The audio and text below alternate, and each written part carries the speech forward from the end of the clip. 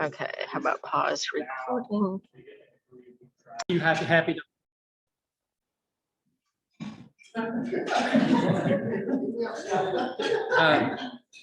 I just want to offer up some happy dollars for President-elect Charles and for the incoming board of directors of the Rotary Club.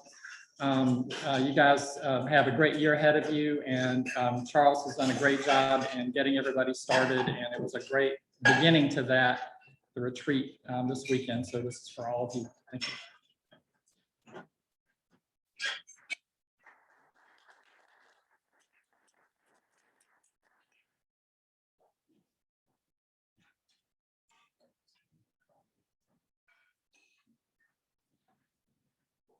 All right, now I'll make some announcements about our upcoming meetings.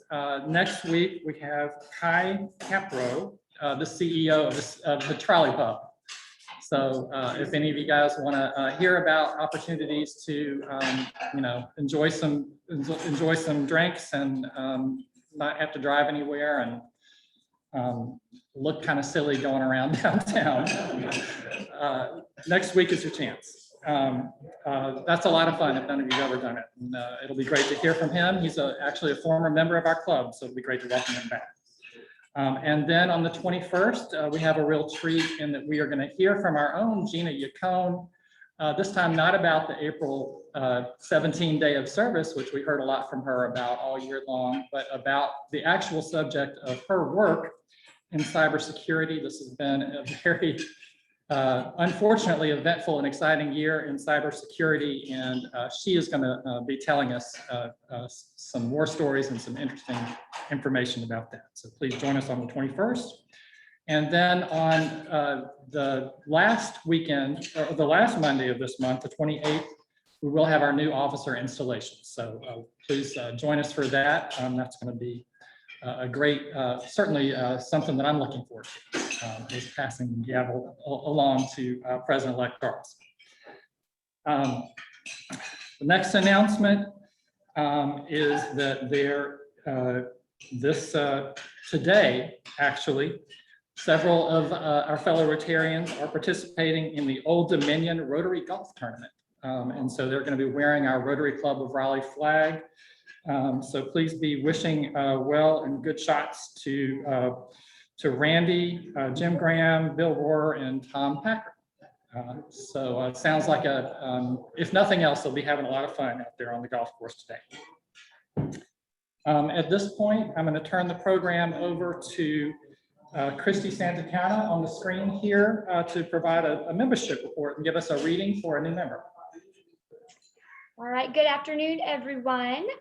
So we have our second reading today for potential new member Gary Joyner. He's also on the call today via Zoom. I know some of y'all got to be in touch with him I guess 2 weeks ago at our last meeting when he was on as well. But we're excited to have him as our potential new member. He's sponsored by Kirk Warner, and he has worked many positions over the years at Nortel Networks and Brentag before retiring just a few years ago. He stays active in the Raleigh community, still serves on several boards as a director and trustee, and he has a BS in business administration from UNC Chapel Hill, as well as a BS in electrical engineering from NC State. So we are super excited to have him as our potential new member. If you have any questions or comments, please send them my way. But and give a nice warm welcome to Gary today. And that is actually it for me for my report today. Thank you so much, Christy. And I see Gary there on the screen with a big smile on his face. So hello and welcome, Gary. At this point, I'm going to invite Charles Edwards up to give a report on this weekend's district conference. Thank you, President. Don't leave early. Please. Oh, thank you, Charlie. So on Saturday from 9 to 12 was the district conference. It was a lot. The commute was horrible. You had to make it to wherever your computer was in your home. And as usual, it was an information-packed event. The keynote speaker, which I'm going to focus in on, there were lots of announcements about awards from various clubs here in the district that they had achieved. Unfortunately, we weren't listed, and we're going to be working on that. That's going to change for next year, but that's later. But the keynote address was given by John Smarge, who is, in fact, it was quoted from one of our members who is seated here, Mr. McLaurin, as a Rotarian's Rotarian. As part of the introduction that District Governor David made before John spoke. He's based in Naples, Florida, and he has devoted, I think it's about 2 decades of his life to helping people in Haiti. And so this reminded me of our own member, Bonnie Elam's work there, but in finding water. There are people in Haiti who have to sneak across the border into the Dominican Republic in order to get potable water and then sneak back across the border. And they're subject to being shot by the border guards on both sides. But that's the only way they can find water. And John and his group, and they've been able to bring the World Bank into the program. The World Bank didn't even know about Rotary, which is, if you've ever dealt with the World Bank, you go, yeah, okay, that's typical. But now the World Bank is supporting what Rotary is doing. There's 14 clubs in Haiti that are aggressively doing this, and they found a way around the corruption in Haiti so that the common folk in Haiti have access to potable water. It was really inspiring what he's done, what they've been able to do, leveraging Rotary, leveraging partnerships and all of that. And that's definitely something that I know that Eric Larson talks to us about the achievements of Rotary International through the foundation, but it really was very inspiring. So next year, the convention will be in person. It will be in Winston-Salem, which they say is 90 minutes. Yeah, that will be based on the number of traffic tickets you pay the highway patrol, but it's less than 2 hours to get to Winston-Salem. It will be, I've only been personally to one many years ago, but they're a lot of fun. You get to meet a lot of Rotarians. It will be in person, which will be even better. So you'll hear more about it during the year, but it's really something to go to. And if they have a speaker, anything like John Smarge next year, you'll definitely want to go. So thanks. Thank you, Charles. And I definitely want to repeat your plug for people to attend next year's district conference. As somebody whose daughter just graduated from Wake Forest this past May, I can tell you that Winston-Salem is, actually a pretty fun and interesting place. And a lot of good things have happened downtown. They've got a lot of new business, a lot of new energy, a lot of cool bars and things to see. So in addition to having a great Rotary conference, you'll be in kind of a cool place. All right, at this point, let me wish a special happy birthday to Katie Milan. And Charles, happy anniversary to you and Belle. That's today. Yes, it is. All right. 41 blissful years, right? She's at the beach and I'm here.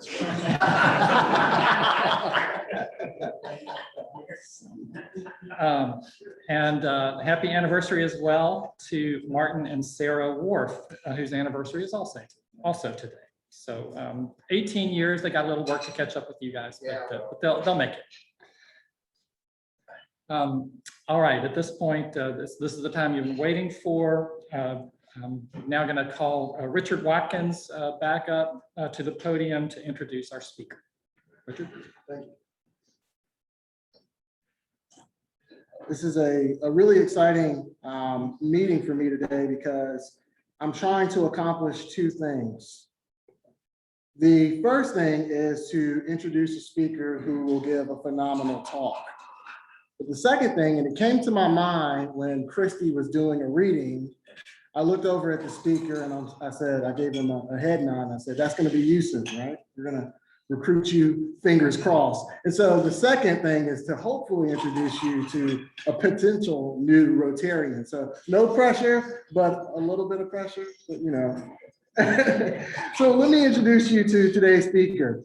Chris is an NC State Jenkins MBA graduate who values how 21st century audio content, podcast, video, et cetera, allows novel ideas to be digested and widely shared. Chris developed a passion for entrepreneurship through listening to podcasts by innovators and educators. He noticed there was no easy way to share long podcasts with his friends. To solve this problem, he co-founded Podcast Abbreviated, which seeks to create abbreviated cinematic video and audio experiences out of long form podcasts. With over 10 years in e-learning and development and teaching, he loves to see people maximize their potential. In his corporate life, Chris serves as technical consultant at SAS Institute. When not training, he can be found working on Podcast Abbreviated or indulging his lifelong love for video games by playing Call of Duty. If anybody plays Call of Duty, look him up, join his room, and hopefully he'll be on your team and not playing against you. Ladies and gentlemen, Chris Meade.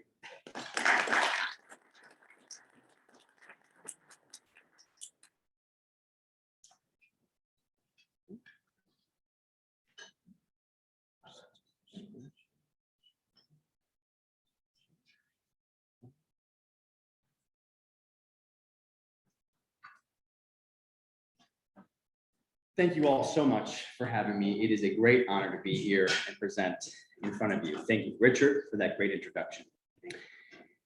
About a year and a half ago, I had just finished listening to a podcast that changed my perspective on new media, what it is and where it's going. I was listening to a podcast, an obscure podcast called The Realignment. And it had on a very popular new comedian named Andrew Schulz. And throughout this hour-long podcast, I started to understand what was going to change in new media. How if I was going to be successful with what I've been passionate about my entire life, which is transferring knowledge from one person to the other. If I'm going to be successful at that, the key insights from this podcast were vital. And it expanded beyond just learning. It expanded into what every single person is going to be experiencing and how they're going to be successful in today's new media. I wrap up the podcast and I immediately get out my phone and I copy the link and I send it to every single person that I value, that I love, and that I'm in relationship with. I want them to hear the same thing that I just heard. I want them to grow and to understand what I now understood. So about 2 weeks later, I'm down at my in-laws' house. They live in Fuquay. And they've got my brother-in-law's there, but a big group of people. And I start talking about these concepts, but I'm not teaching these concepts. I'm integrating. I've already integrated them. And I'm trying to leap off from what I learned to the next step, to go to the next level and to say, what are we going to do? How are we going to be successful? And as a consumer, what's the best way to consume new media? For about 5 minutes, I look around the room and I slowly realize from the faces of everyone in the room that nobody had listened to the podcast. They did not understand where I was coming from. They didn't understand the references of what I was saying. They didn't understand where I was going. I listen to podcasts all the time. Anytime I have a chore to do where I can multitask, I'm listening to a podcast. Therefore, I can listen to 20, 30, or 40 and get to the point where I've isolated 1 or 2 out of those 40 podcasts that I know are going to be valuable to the people I know and love. I know that there's something groundbreaking that's never been said before, ever, in that podcast. So what do? Send it right off. I got to have the people I know and love track and grow as I'm growing. But what ends up happening? some people just don't listen to podcasts that are over 10 minutes. And I thought to myself, am I really going to live in a world where I'm continuing to grow, where I am absorbing new growth and new content, and the people that I know and love are going to miss out? Nah, I'm not going to do that. So what did I do? I took that 57-minute podcast, no audio, no visuals, just 57 minutes with Andrew Schultz, and I turned it into this.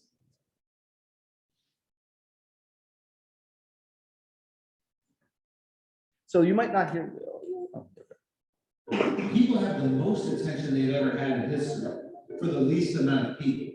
Back in the day, people had more attention for strangers. Now people have zero attention for strangers, but for the people they trust and love, which are few and far between, they have all the attention. What Rogan did, and I think this is what Sagar has done, is they gained the trust of the people at a time where nobody's trustworthy.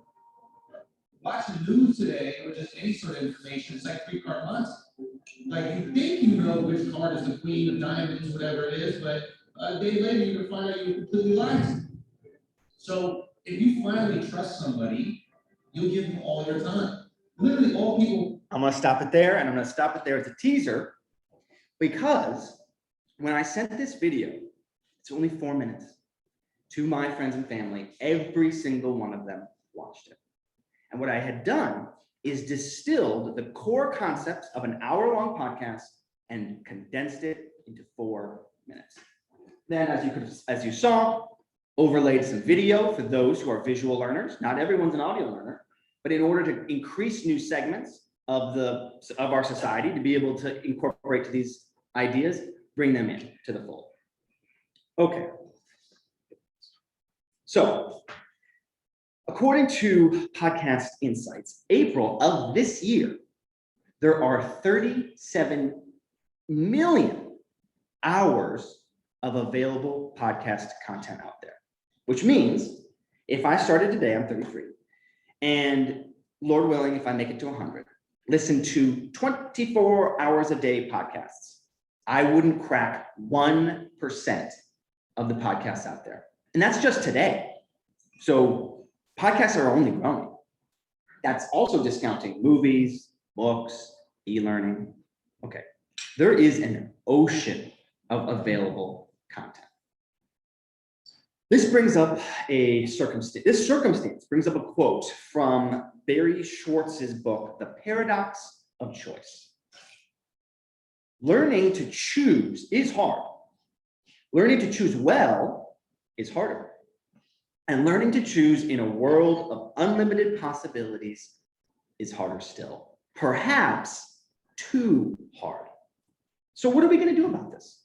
What are we going to do about the fact that there are groundbreaking, new, novel concepts that are out there right now that you will not encounter because there's just too much? Well, what do I usually do, to be honest? What I usually default to when facing that, I usually default to whatever is the most sensationalized, whatever is the loudest voice in the media, whatever is in front of my face on my newsfeed. That's what I default to. And so I'm not only missing out on the stuff that I want, I'm consuming stuff that I don't want because there's too much out there. So how do we as consumers and as either podcast or media creators address this problem? All right. Well, there's a couple solutions. One solution, curation. It's actually interesting. I didn't even put this in my notes. Last night, I was talking to a policy attorney at Facebook. And he was telling me how they have a plan to be able to allow users to be able to curate their own news feeds. So the plan is to give you an option of going into the configuration and saying, I want less of this. I want more of this. A wonderful user experience, a wonderful way to provide power to people to curate their own experiences. That's great. I like that. However, the most important ideas that I've ever received are the ones that changed my mind.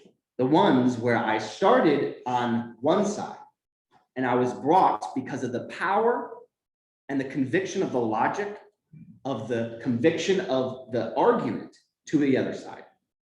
So how are we going to integrate those groundbreaking discussions and truths into our lives if we're just going to curate them away? Well, the answer is abbreviation. Now, the concept of abbreviation is not new. How many of you, I'll admit it myself, back in school, ever used Cliff Notes to get through a lengthy novel assignment? Most likely. Okay, I did. I'll admit it. I'm not ashamed. Blinkist, you may have heard, is a modern app that takes books and text and abbreviates it so you can get through it faster. They also do short podcasts where they're actually interviewing people in a short way. But the only way to take existing content, existing audio, and abbreviate it so that it can be accessible to the mainstream and take a fringe idea that's powerful, that's correct, that's innovative, and bring it into the mainstream is through abbreviation.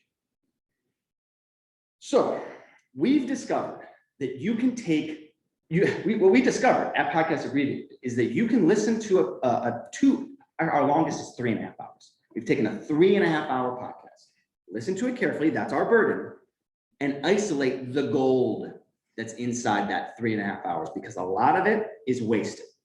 Now, you need discussion. Most of discussion isn't gold, right? But you need that format. That's the beauty of the format, is to be able to produce, to refine arguments through discourse. Okay, so the platform, the podcasting concept is required, but it's not required that you listen to the whole thing. So we discovered that you can actually pluck out the main points, the groundbreaking ideas, and string them together as if it was a stream of consciousness. So that video you saw, that was 5 different parts of one podcast. It sounds like he's talking straight. Now, we at Podcast Abbreviated believe that our society wants to know that this content that is buried in the 1 to 2 to 3 hour podcasts.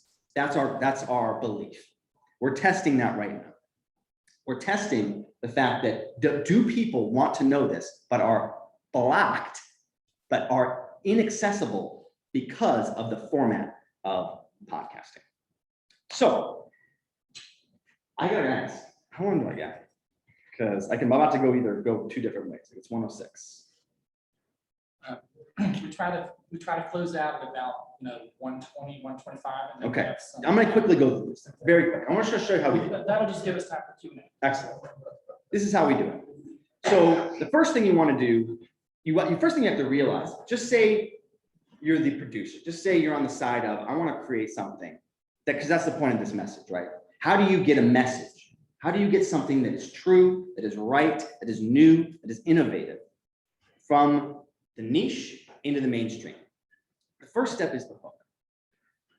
It takes 10 seconds for somebody to determine whether they're going to invest in listening or watching the content you're producing. 80% of people fall off and disconnect in the first 10 seconds. So you have to have a hook.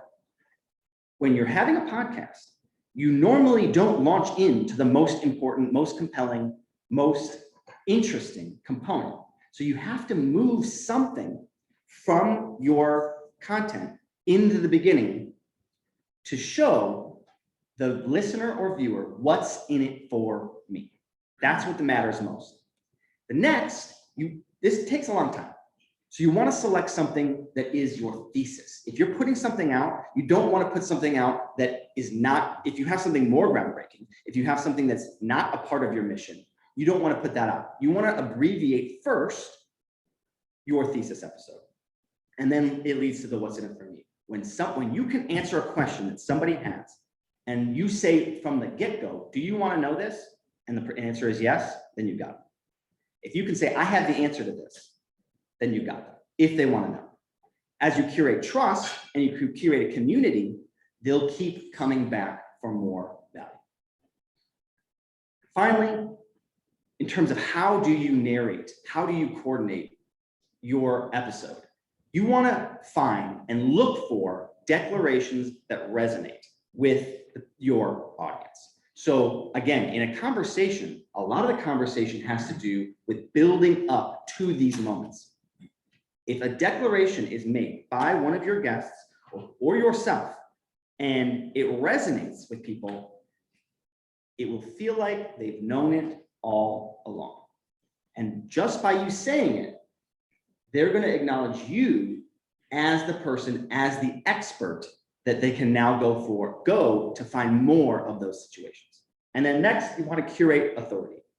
So if you have an audio expert, or if you have an expert that you're interviewing, or that you're trying to take their expertise and communicate it to the audience, if they say if they're questioning themselves, people aren't going to take them seriously. And somebody who's not an expert, somebody who has no place dictating or discussing a topic, as long as they are speaking with authority, people will listen to them. So it is your responsibility as a media producer to make your experts sound like experts, sound authoritative. So I've got two clips here. The first one is the original clip. And then the second one is a clip where all we've done is go through the same exact audio and pluck out those people have specific tics, ums, right?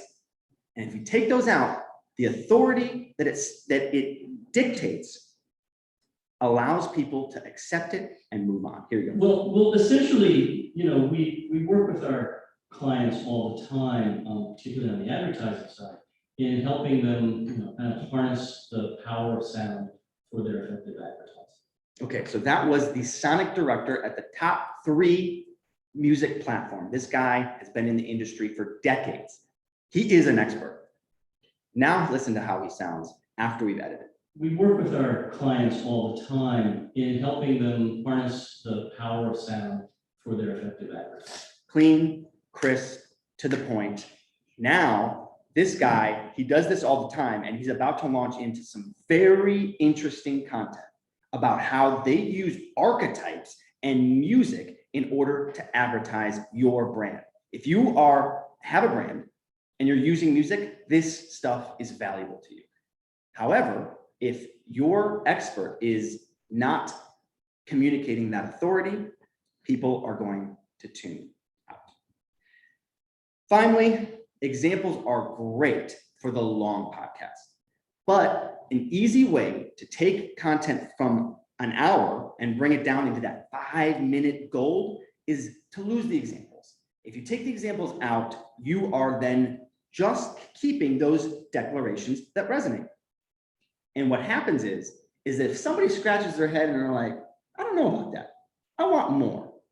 Well, then you've got it, because now they're going to go to the full podcast. They're going to go to the full media experience, and they're going to listen to the whole thing.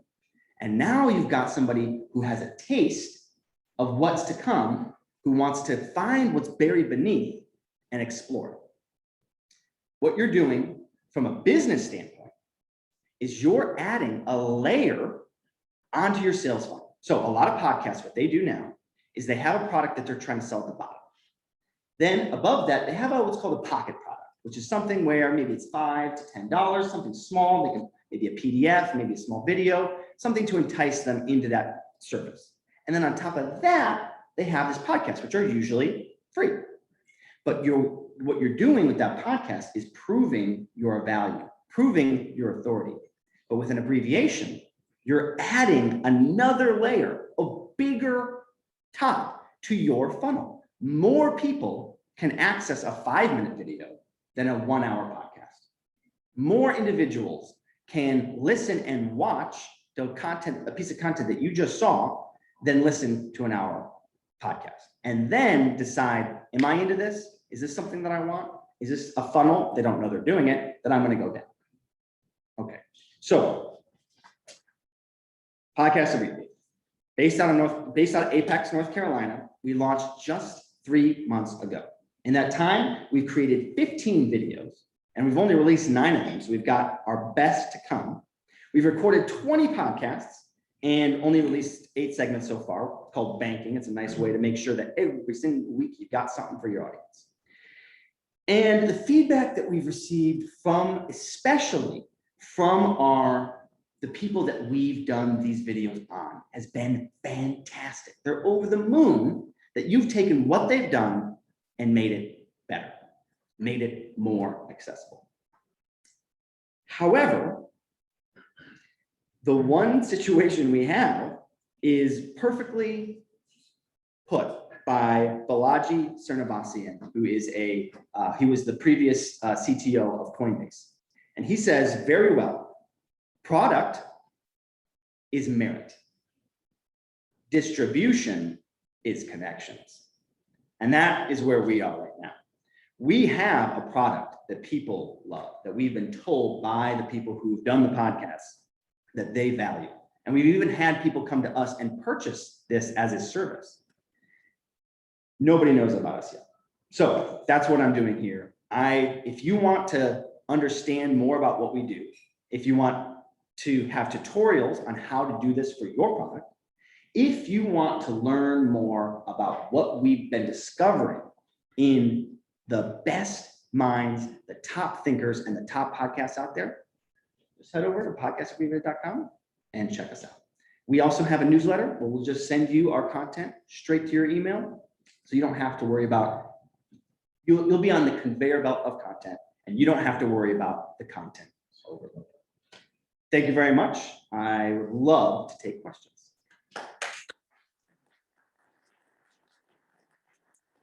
Go ahead and leave questions if you'd like.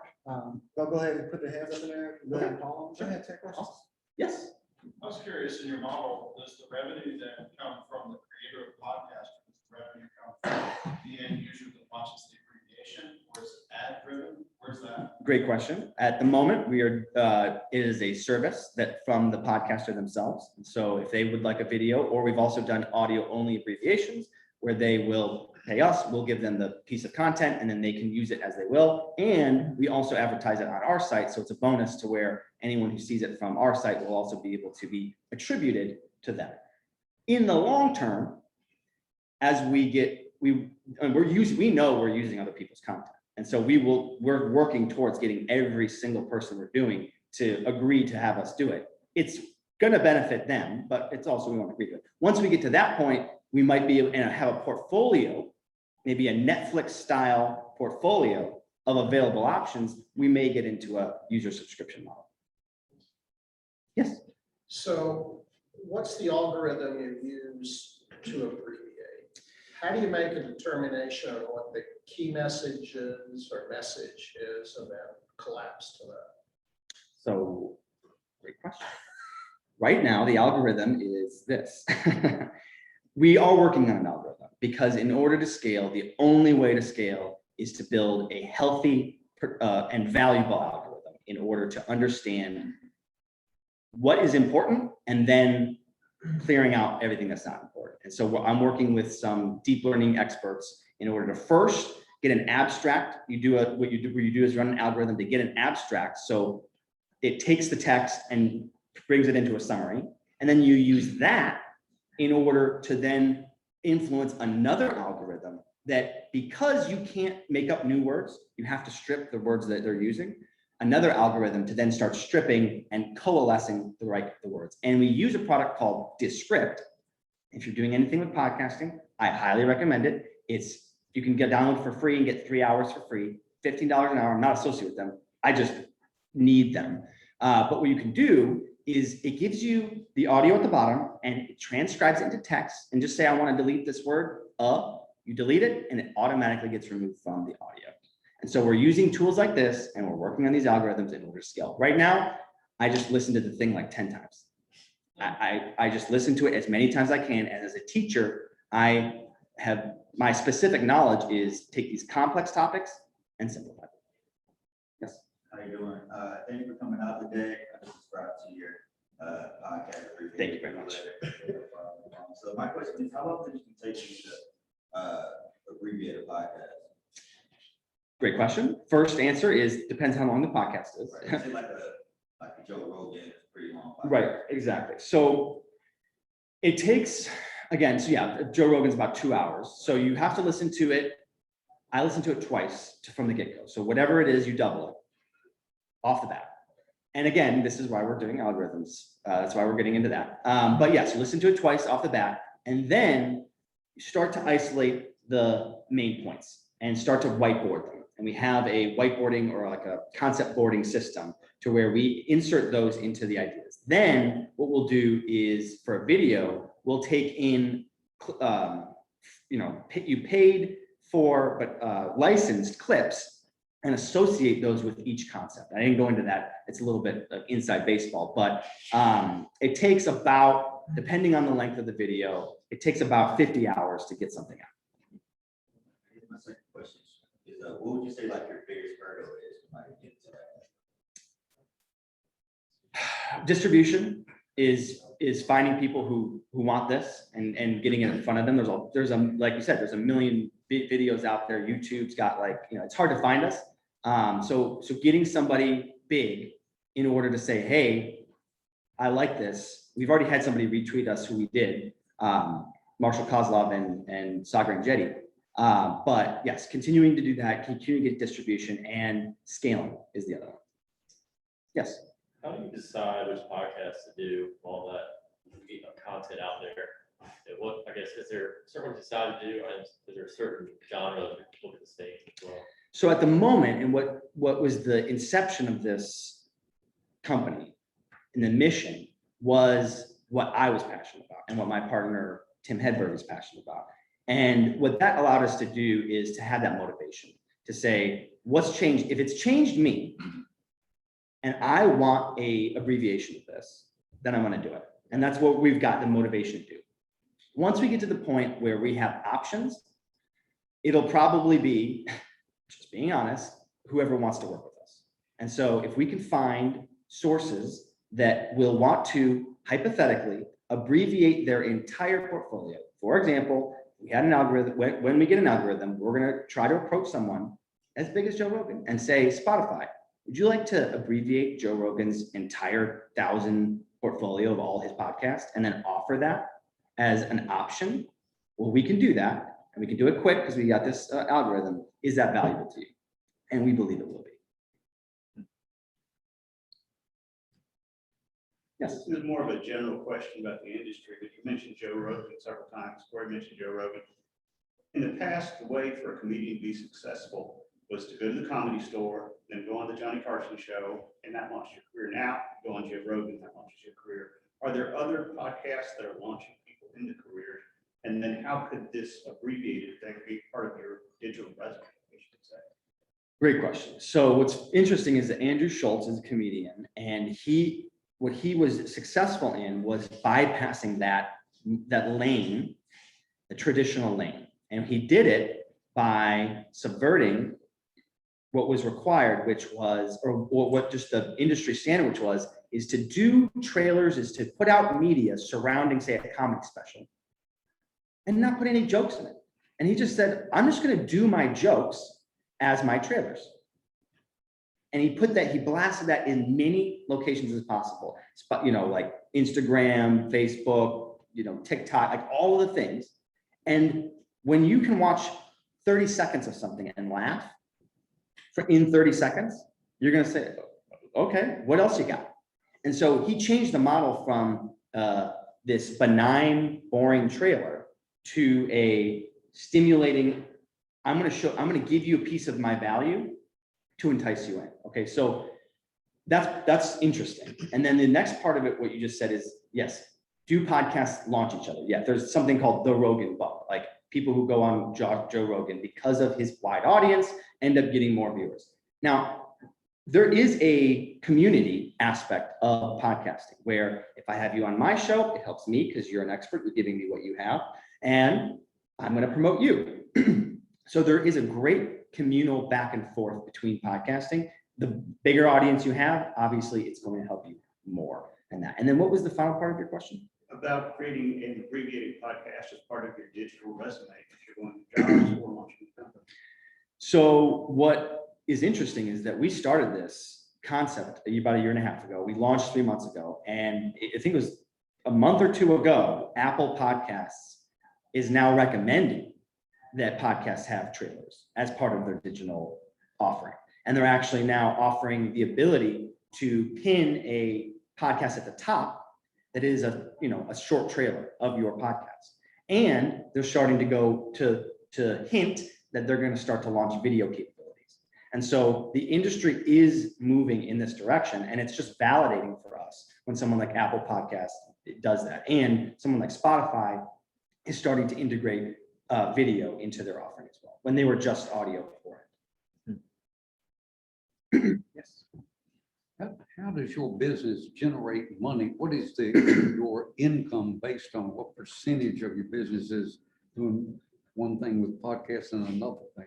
How do you generate your income? Yep, right now we are working directly with content creators to take their existing content, so they don't have to record anything, to abbreviate it to something that is a trailer, and the value is, again, that sales funnel that we saw. More people are going to watch a 5-minute episode than a 1-hour episode. More people are going to be able to watch it because if you have, actually I have this on my next slide, but if you have audio only, you can't exist on TikTok. You can't exist on Facebook, really. No one's going to play a audio only clip on Facebook. But once you get video into it, you have access to new platforms. And that's one of the value drivers that we've been using for the people that we've been working with. And so, yes, so right now it's contract based. In the future, we want to build an offering that is valuable enough for a subscription based, consumer based app or online portfolio. Yes. So I'm looking at your website, and it seems like you got some pretty big podcasts. Yes. So have you ever thought about maybe to grow your following, maybe like do more like a grassroots effort and kind of, get local podcasters who might have a pretty big following, kind of doing that step? So that's exactly the direction that we're going. We just finished one where we were working with a gentleman who just wanted audio only, and he isn't local, but he's a much smaller podcast. And so what we're doing is we're trying to balance the amount of time it takes to do it. And usually when you have local podcasts, they don't really have the funds to be able to, to purchase something like this. However, that's what we're trying to do. We're trying to balance, revenue and distribution. And that is something that we're absolutely looking into and trying to broadcast our ability to do. That thing's a good idea. Thank you. You too. Do you expect any pushback from like the Spotify and the Apples? They make most of their money off like the ads, right? And with you abbreviating that, is that like a threat to them, you think? Or if we can prove attribution, if we can say either from our platform that when they've watched, and say we put it on YouTube or just from our website, and we always link to the podcaster's content, and we're in contact with them. But the point isn't to say this is original stuff. We're just trying to take these ideas and amplify them. That's the idea. And so if we can say, hey, you're getting 10% of your viewers through us, because again, you watch 5 minutes of this and you're like, who's Andrew Schultz? That's kind of a cool podcast. I want to know more. We can get a certain percentage. You can automatically prove that you should be paying us really for that, because that's what it's marketing. Yeah. Finding attribution. People pay a lot of money for that. So, but I mean, you always get to the point where, well, feathers get ruffled, but the idea is if we can present our value accurately and intelligently, then we'll hopefully bypass that. All right. Thank you.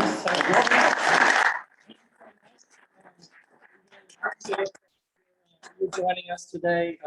One thing that really stuck out to me is your answer to Corey's question about it taking 50 hours to kind of pull the gold out of an hour's worth of content. You know, I know as a lawyer, if you're writing materials, you know, there's a common statement among, you know, legal writers that I would have written a shorter brief if I had more time.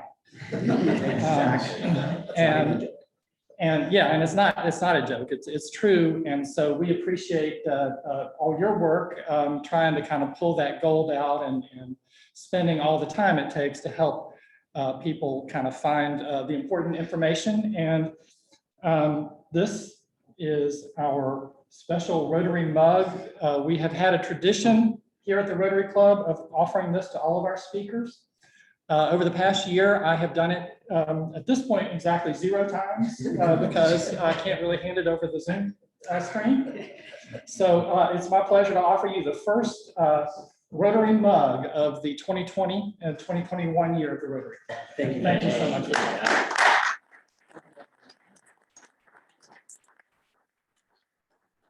All right, thank you everybody for joining us. Thank you on the Zoom screen. Thank you here in person. Thanks to the City Club for you know, another wonderful lunch. We will close now, as we always do, with the 4-way test. Of the things we think, say, or do, first, is it true? Second, is it fair to all concerned? Third, will it build goodwill and better friendships? And fourth, will it be beneficial to all concerned? We're adjourned.